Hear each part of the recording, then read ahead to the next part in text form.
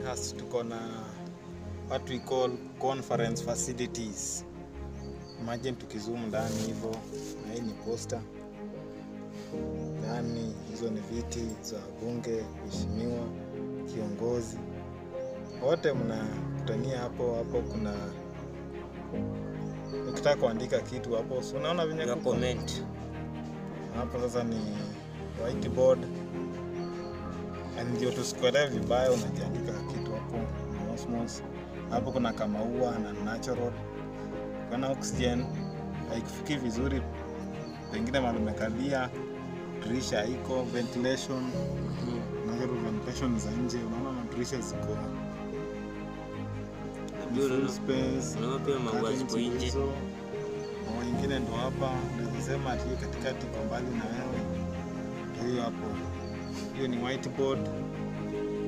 Hapa kuna place ya projection kabisa. Na hapa ni sio mahali pengine, wala ni Brackenhurst Woodland Hotel. Welcome.